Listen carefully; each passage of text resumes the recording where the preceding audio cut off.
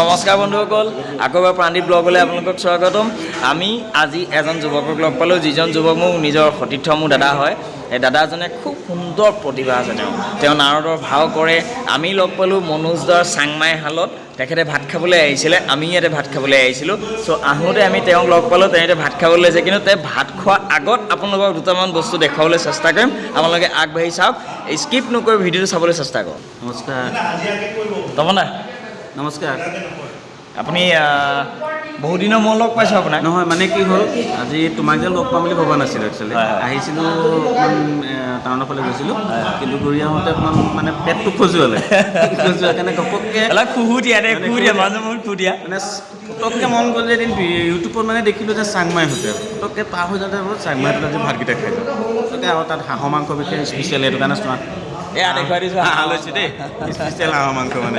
সেইকাৰণে কিন্তু লগ পাই পেলাই মানে এনেকুৱা কিছুমান কথা হ'ল অতীতৰ মানে বহুত পুৰণা। তেখেতে যেতিয়া ভাওৰ লগত জড়িত, সূত্ৰ ভাও কৰে আৰু মই তেতিয়া নাৱত কৰোঁ। তেওঁতকৈ মই বহুত ডাঙৰ, নাই মই আপোনাৰ 6 বছৰ 7 বছৰ ওপৰত ডাঙৰ হৈ যাব। কিন্তু হ'লেও মানে তেওঁ মোৰ ভাইটিও হয়, দাদাও হয়, কিবা বহুত হয়। কিন্তু এইবিলাক বহুত ভাল লাগে মানে।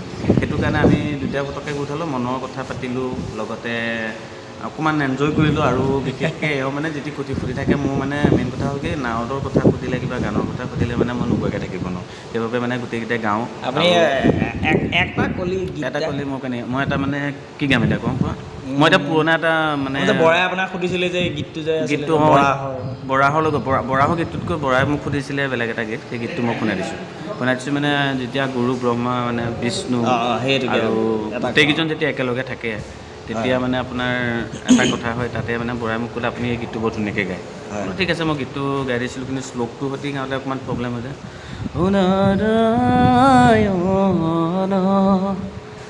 নিৰঞ্জন নিৰাকাৰ হৰি, তোমাৰ চৰণে প্ৰভু সহস্ৰ মিনতি। গুৰু ব্ৰহ্মা গুৰু বিষ্ণু গুৰু মহেশ্বৰ,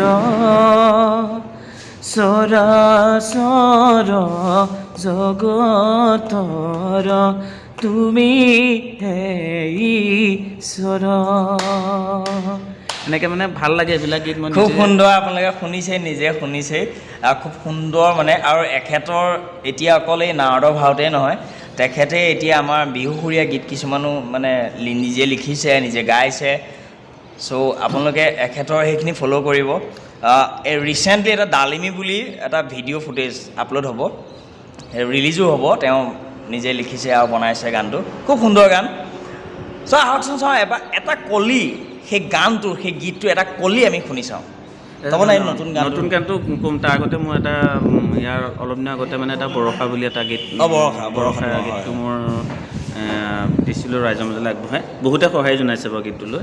সেই গীতটো মই নিজে লিখিছিলোঁ, নিজে সুৰ দিছিলোঁ আৰু নিজে কণ্ঠদান কৰিছোঁ। লগতে মিউজিক কৰিছিলে মোৰ জোনাক বুলি এজন ল'ৰাই বন্ধু, তেখেতে কৰিছিলে। আৰু সেই গীতটো মই নিজে লিখা। সেইটো গীত বাৰু ৰাইজৰ মাজলৈ মই ইউটিউবত কেতিয়াবা উলিয়াই দিলোঁ, সেইটো শুনিব। বাকী ডালিমী যিটো হয়, এজনী মানে পাহাৰীয়া ছোৱালী, তেখেতৰ তাইৰ নাম মানে ডালিমী। সেই গীতটো মানে মই তেনেকৈ লিখিছোঁ, পাহাৰত কেনেকৈ আমি লগ পালোঁগৈ, কি কথা লিখিছোঁ। মই গীতটো অকণমান গাই দিছোঁ, মানে গীতটো ৰিলিজ হোৱা নাই, সেইটো কাৰণে মই ৰাইজৰ মাজত হেৰি কৰা নাই। গীতটো অকণমান গাই দিছোঁ। ডালিমী হৈ পাহাৰীয়া ছোৱালী, ডালিমী হৈ নগাৰে তই জীয়াৰী, মুখতে লৈ হাঁহিতি, কান্ধতে লৈ সুৰাতি, ডালিমী হৈ পাহাৰীয়া ছোৱালী তই। বিহুসুৰীয়া গীত, সুন্দৰকৈ শুনিব আপোনালোকে। একদম ধুনীয়া কণ্ঠ, অকণমান নিগুৱাইছোঁ, লগতে বহুত যত্ন কৰিছোঁ মানে কণ্ঠটো নিগুৱাবলৈ। আৰু লগতে কি হৈছে, গীতটোৰ মানে কথাবিলাক বহুত স্পষ্টকৈ লিখিছোঁ আৰু যাতে তাত কিবা ভুল ভ্ৰান্তি হ'লে আপোনালোকে খালি আমাক সহায় কৰিব আৰু ক্ষমা কৰিব। খুব সুন্দৰ এই তপনদাৰ প্ৰশান্ত দাৰ খুব ধুনীয়াকৈ তেওঁ বনাইছে।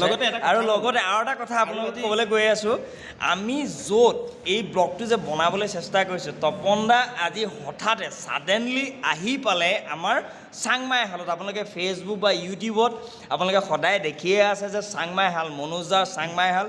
চাংমাই হালৰ স্পেচিয়েলিটি, চাংমাই হালৰ কোৱালিটিটো চবেই গমেই পায়, ব্লগত দেখিছে। আজি এটা বেলেগ বস্তু দেখাইছোঁ, মই তপন দাৰ ভাত সাজৰ থালিখন দেখাইছোঁ আপোনালোকে। এয়া চাওক, এয়া নিৰামিষ থালি, লগত আছে হাঁহ দেই। আৰু ইয়াতে ক'বলৈ গ'লে স্পেচিয়েল মানে হাঁহৰ মাংস যদি জুতিত কোনোবাই এবাৰ লয়, চ' দুবাৰ ল'বলৈ আৰু কোনো কাৰণে ৰৈয়ে নাথাকে। আৰু একচুৱেলি মই কথাষাৰ এনেকুৱা ষ্টাইলত কৈছোঁ, বুজি পাইছে চাগে, কৌতুক কোনো কাৰণত নহয় আমাৰ। ইয়াত যদি হাঁহৰ মাংস কোনোবাই যদি এবাৰ সোৱাদ লয়, দুবাৰ ল'বলৈ কোনো কাৰণত নোহোৱাকৈ নাথাকে। এয়া চাওক হাঁহৰ মাংস কি সুন্দৰকৈ বনাইছে, মই দেখাবলৈ এবাৰ চেষ্টা কৰিম।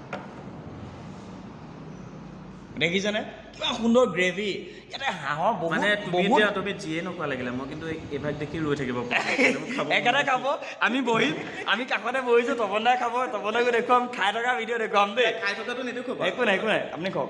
আটাইতকৈ ইণ্টাৰেষ্টিং ফেক্টটো কি, বহুত এনেকুৱা মানুহ আছে যোনে হাঁহৰ যোনটো গোন্ধ আহে যে গোন্ধটোৰ কাৰণে খাব নোৱাৰে। ইয়াতে চাংমাই হালত হাঁহৰ মাংসটো মনোজাক মই বহুত দিন সুধি আছোঁ যে আপুনি মাংসটো কেনেকৈ বনায়, কিন্তু তেওঁ নকয়। কোনো কাৰণত তেওঁৰ ৰেচিপিটো নকয়। যদি কেনেকৈ গম পালেহেঁতেন মই নিজে বনাই দিলোঁহেঁতেন। কিন্তু হাঁহৰ মাংস চবেই বনাব পাৰে, কিন্তু এই টেষ্টটো আনিব কোনো কাৰণত নোৱাৰে। এয়া চাওক এবাৰ তপনদাই ভাত খাবলৈ লৈছে দেই। কথা এটা কৈছোঁ, মানে ইয়াৰ কথাটো কি, মই দাইলৰ বাতিটোত থলোঁ, এয়া দাইলৰ বাতিত থলে দেখিছে, একো নাই লোৱা। মানে আইটেম কিমান আছে, এটা বহুত আইটেম আছে। মানে মোৰ এতিয়া ভাত খাব অকণমান দিগদাৰ হৈ গৈছে, মানে কোনটো আইটেম মই চাইড কৰি ল'ম মেইন কথা। ইয়াৰ আটাইতকৈ স্পেচিয়েল আপোনালোকৰ মেনুখন মই এবাৰ দেখাম। আমাৰ ইয়াতে চাংমাই আজি বাৰু ভালেই হৈছে, দুটা কাম হৈ গৈছে। এই চাংমাই হালৰ একচুৱেলি কি হয়, নিৰামিষ থালি যদি কোনোবাই খায় ন, 90 টকাতে পাব। আৰু 90 টকাত আপোনাৰ ইমানখিনিয়ে বস্তু দিয়ে, আপোনাৰ পেট ভৰাটো বাদ দিয়ক না, আপুনি খাবই নোৱাৰিব। এই তপনে ক'লেই আপোনাক কিমানখিনি বস্তু আছে, দাইল থলে, কিবা থলে। এতিয়া তেওঁ একোৱেই নাখায়, তেওঁ বোলে হাঁহৰ মাংস গ্ৰেভিটোৰ লগতে ভাত খাব। মনোজাক কৈছে অকণমান আগত বোলে আপুনি গ্ৰেভি অকণ দিব লাগিব। খুব সুন্দৰ, মানে খুব বিন্দাছ। আপোনালোকে আহক, আৰু ইয়াত বহি আমি কেতিয়াবা ব্লগ বনাওঁ, এখন আমাৰ নিজৰে হয়, একদম এটা এনেকুৱা সুন্দৰ পৰিৱেশ। মই হাঁহৰ মাংসকণ চুপি চালোঁ। মেইন কথাটো কি হয়, কিছুমান মাংস বনালে 1 চুপন দি দিয়াৰ পাছত মানে একো সোৱাদ নাথাকে হাঁহৰ কিবা মাংসটো মানে ভিতৰত, কিন্তু এতিয়া মইতো 3 চুপমান দিব পাৰিম, মানে ইমান ধুনীয়া হৈ যায়। আপুনি হাঁহৰ মাংসটো আপুনি খাইছে, টেষ্টৰ বিষয়ে অকণমান কৈ দিয়ক। টেষ্টটো মানে বহুত ধুনীয়া টেষ্ট আৰু মেইন কথাটো হৈছে কি, আপুনি ঘৰতে মাংস বনাইছে বা যেই নহওক, কিন্তু মাংসটো আপুনি যেতিয়া লৈ পেলাই এটা চুপন দিয়ে, এনেকৈ চুপে যে, চুপাৰ পিছত মানে ফাৰ্ষ্ট টাইমে মাংসটোৰ কোনো মানে ভেলু নাইকিয়া হৈ যায়। কিন্তু ইয়াত এতিয়া মই 3টামান চুপন দিলোঁ, কিন্তু এতিয়ালৈকে ভেলু আছে। চ' চবেই দেখিছে, চ' ইমান ধুনীয়াকৈ হাঁহৰ মাংসকণ বনাই আছে। লগতে আপোনালোকে গীতৰ কলিও শুনিলে, আমাৰ ভাওনাৰ লগত জড়িত, সাংস্কৃতিক সমাজৰ লগত জড়িত সকলে সেই গীতৰ কলিও শুনিলে, বা অত্যাধুনিক আমাৰ আধুনিক গীতৰ কলিৰ লগত জড়িত থকা সকলেও এই আমাৰ তপনদাৰ গীতৰ কলিবিলাক শুনিলে। আৰু এতিয়া লগতে দেখিলে আমাৰ চাংমাই হাল, মনোজ দা হৈয়া পিছফালে বহি আছে। তেওঁ দেই বৰ লাজ কৰে খালি মানুহজনে, হেৰি মই তেওঁ এতিয়া উঠাবলৈ বেয়া লাগিছে। আৰু তেওঁ বৰ খুব লাজুকীয়া মানে মানুহটো। আমি ভাত নাই খোৱা, তপনে ভাত খাইছে, আমি অলপ পিছত খাম। আৰু ইয়াতে খাম, হাঁহৰ মাংসৰ লগতে খাম। গাহৰি আছে ইয়াত, গাহৰি স্পেচিয়েলিটি একদম বইল গাহৰি, তিল দিয়া গাহৰি, মানে কি খাব, পাৰ মাংস একদম ধুনীয়াকৈ। মনোজা হৈজন যে বহি আছে, পিজন পইচা লৈ আছে চাব দেই, এইজনে মানে খুব নিজে বনায় ইয়াত ষ্টাফ চাই। তথাপিও তেওঁ নিজে চব কাম কৰে। খুব সুন্দৰ এটা পৰিৱেশৰ মাজত আপোনালোকে এটা অত্যাধুনিকভাৱে আল্টিমেটকৈ নিজৰ এটা সাজ ইয়াত খাই যাব পাৰি। এটা হল আছে, এই হলটোত আপোনালোকে এনিভাৰ্চাৰী চেলিব্ৰেট কৰিব পাৰে, বাৰ্থডে পাৰ্টি চেলিব্ৰেট কৰিব পাৰে, অন্নপ্ৰসন্ন চেলিব্ৰেট কৰিব পাৰে। খুব সুন্দৰকৈ মই ডেছক্ৰিপশ্যনত মনোজাৰ নাম্বাৰটো আৰু লিংকটো দি দিম, যাতে আপোনালোকে এখেতৰ লগত কণ্টেক্ট কৰিব পাৰে। চ' মোৰ ব্লগটো চাই থকাৰ কাৰণে থেংক ইউ। প্ৰাণদীপ জিঅ'থি ব্লগলৈ আপোনালোকক আকৌ এবাৰ থেংক ইউ কৈছোঁ।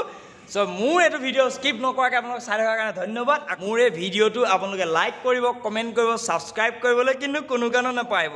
তাতকৈ ডাঙৰ কথা আকৌ, টিলিঙাটো ভুলতো নবজাবলৈ নাপাহৰিব, বজাই থৈহে যাব।